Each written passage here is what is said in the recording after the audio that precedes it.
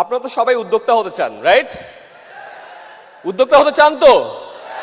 Yes. So এই গল্পে বলে একটা স্পেশাল গাছের কথা বলে। এই গাছটার নাম হলো চাইনিজ ব্যাম্বু ট্রি। চায়নাতে এক ধরনের বাঁশের গাছ হয়। সেই বাঁশ গাছে যখন আপনি বীজ বপন করবেন, একদিন দুই দিন পানি দিবেন, গাছটা বড় হয় না। 1 মাস 2 মাস পানি দিবেন, গাছটা বড় হয় না। সার দেন, যত্ন করেন, কোনোভাবেই গাছটা বড় হয় না। 1 বছর বীজ থেকে চারা গাছ অঙ্কুরিত হয় না।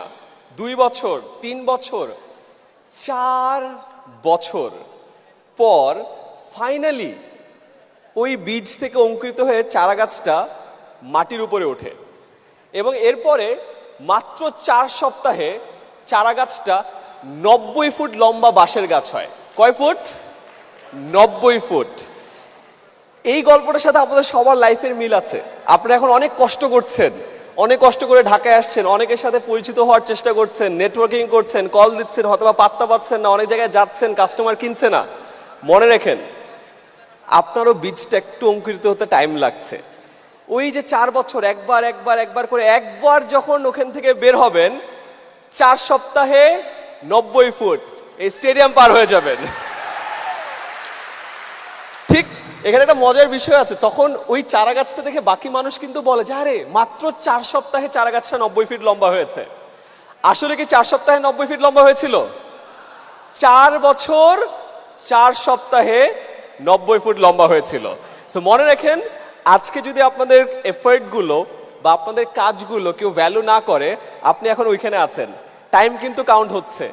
যখন একবারে ওখানে একদম ওই ছাদ ফেরে যখন বের হয়ে যাবেন, তখন মানুষ আপনাকে বলবে যে আরে আঙ্গুল ফুলে কলা গাছ না, হঠাৎ করে বড়লোক হয়েছে। তখন তাদেরকে মনে করায় দেন যে না ভাই, 4 বছর আগে ইকবাল বাহার ভাইয়ের এই মহাসমারোহতে ছিলাম, অনেকজনের সাথে কথা বলেছি, ফোন নাম্বার নিয়েছি, কল করেছি, তারপরে আরো 4 বছর পরে এই জায়গায় এসেছি।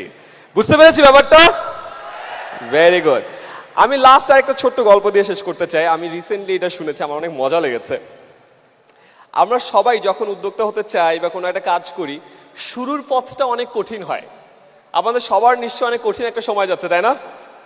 অনেকে স্ট্রাগল করছেন, অনেকে চিন্তা করছেন ছেড়ে দিব কিনা, বাট তাও এই জায়গাটা আপনি ধরে আছেন।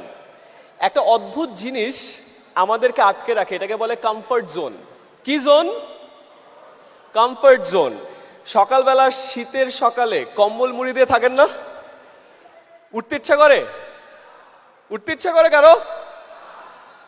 আপনি অনেক কমফোর্টেবল, আরামে ঘুমিয়ে আছেন, আপনার উঠতে ইচ্ছা করে না, আপনি ওই জায়গায় থাকতে চান। আমাদের লাইফেও আমরা যে জায়গায় আছি, ওই জায়গাটি নিয়ে আমরা অনেক